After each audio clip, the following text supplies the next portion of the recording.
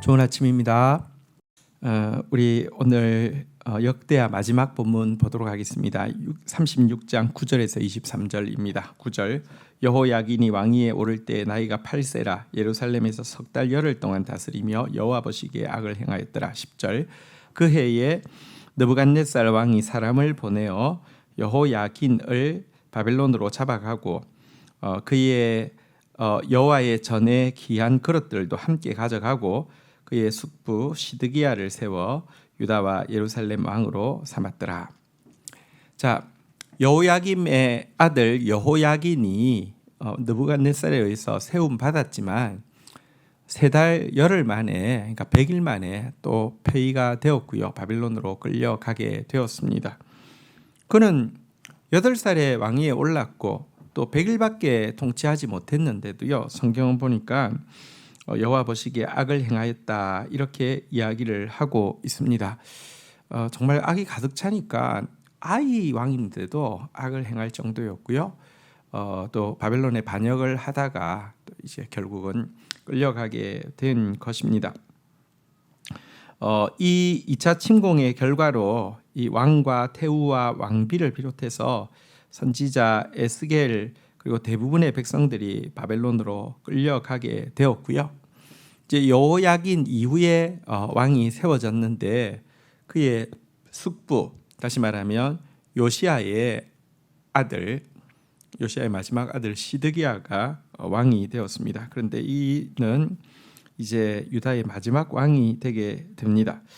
한번 보도록 하겠습니다. 11절 시드기야가 왕위에 오를 때 나이가 21세라 예루살렘에서 11년 동안 다스리며 12절 그의 하나님 여호와 보시기에 악을 행하고 선지자 예레미야가 여호와의 말씀으로 일러도 그 앞에 겸손하지 아니하였으며 13절 또한 느부갓네살 왕이 그의 하나님을 가리켜 맹세하게 하였으나 그가 왕을 배반하고 목을 곧게 하며 마음을 완악하게 하여 이스라엘 하나님 여호와께로 돌아오지 아니하였고 14절 모든 제사장들의 우두머리들과 백성도 크게 범죄하여 이방 모든 가증한 일을 따라서 여호와께서 예루살렘에서 거룩하게 두신 그의 전을 더럽혔으며 15절 그 조상들의 하나님 여호와께서 그의 백성과 그 거하시는 곳을 아끼사 부지런히 그의 사신들을 그의 백성에게 보내어 이르셨으나 16절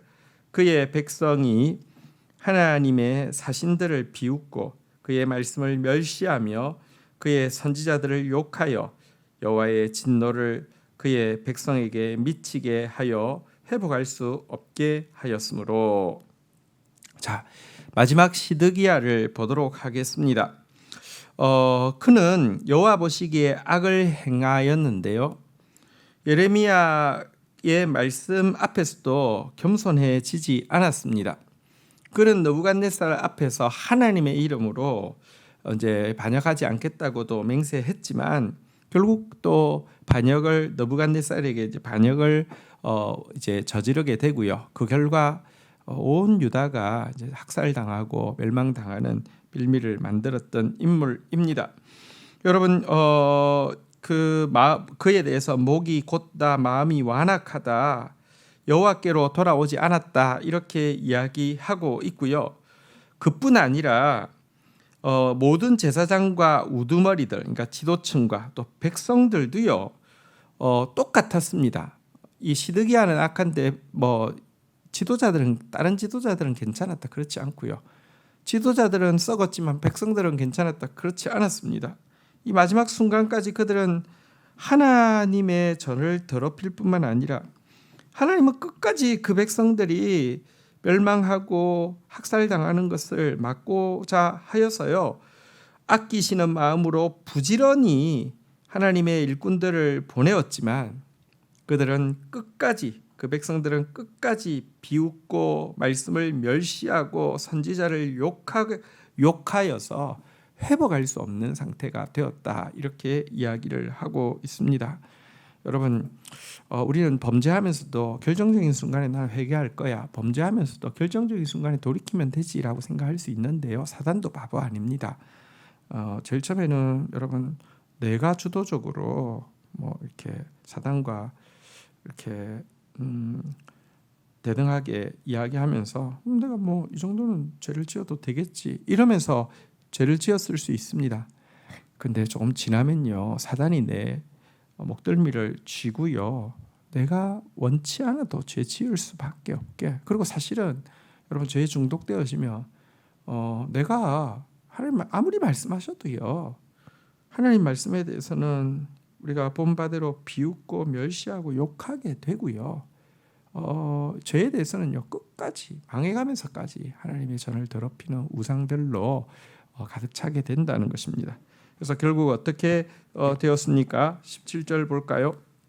하나님이 갈대아 왕의 손에 그들을 다 넘기심에 그가 와서 그의 성전에서 칼로 청년들을 죽이며 청년 남녀와 노인과 병약한 사람을 긍휼히 여기지 아니하였으며 18절 또 하나님의 전의 대소 그릇들과 여호와의 전의 보물과 왕과 방백들의 보물을 다 바벨론으로 가져가고 19절 또 하나님의 전을 불사르며 예루살렘 성벽을 헐며 그들의 모든 궁시를 불사르며 그들의 모든 귀한 그릇을 깨부수고 20절 칼에서 살아남은 자를 그가 바벨론으로 사로잡아 가매 무리가 거기서 갈대아 왕과 그의 자손의 노예가 되어 바사국이 통치할 때까지 이르니라.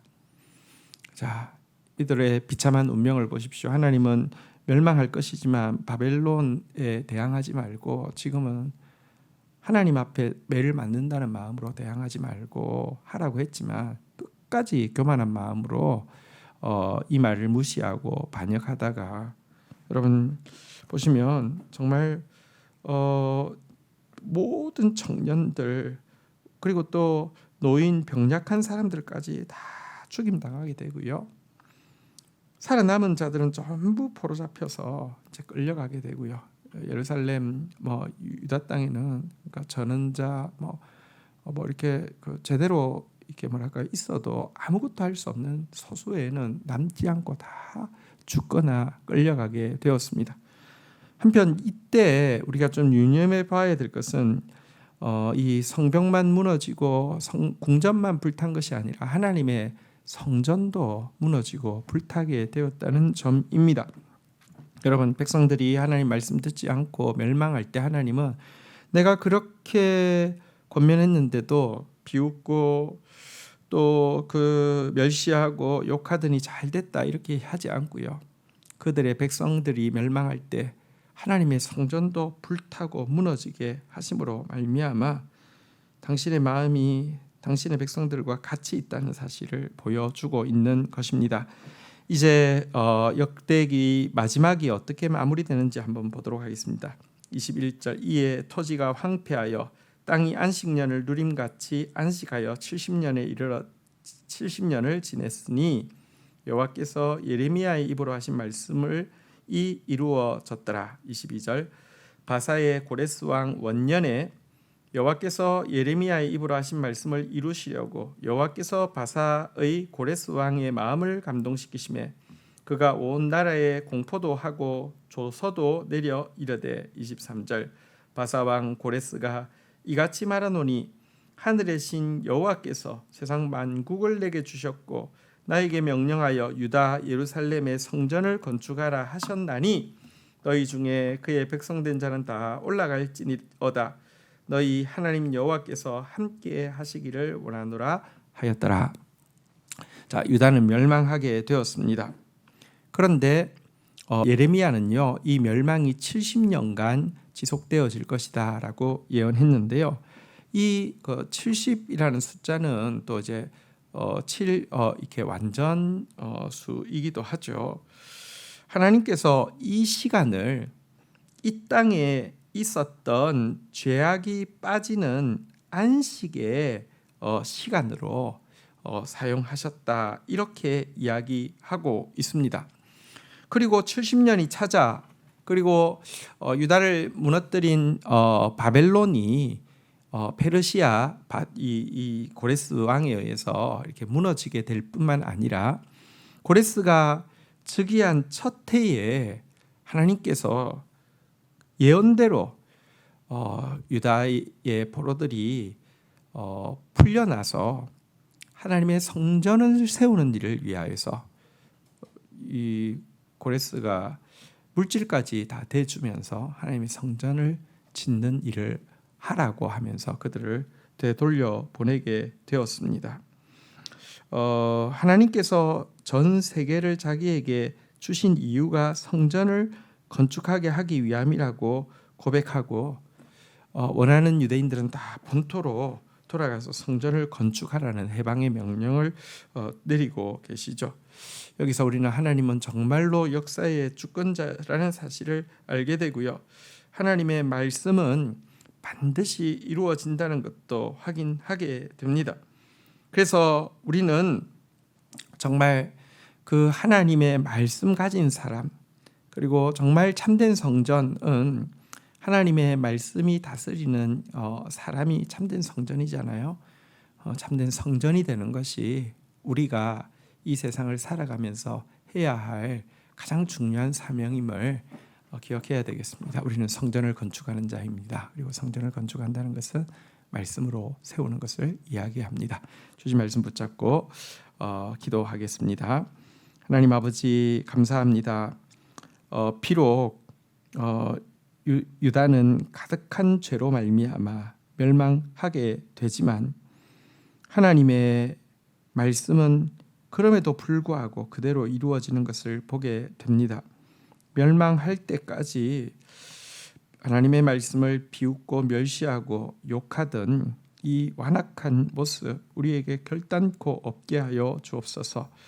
그러나 하나님, 가난하고 겸손한 자들에게는 이 멸망에도 불구하고 보호하실 뿐 아니라 말씀대로 회복하게 하셔서 하나님의 성전을 짓게 하신 놀라운 역사를 보게 됩니다. 주님, 우리는 성전을 짓는 자입니다. 주님, 우리는 말씀을 배우는 자이며 말씀을 행하는 자입니다. 정말 신실하게 말씀으로 내 내면의 성전을 건축하며 말씀의 약속대로 이 땅 가운데 임할 하나님의 나라를 건축해 가는 자 되어지게 하여 주옵소서. 예수님의 이름으로 기도 올립니다. 아멘.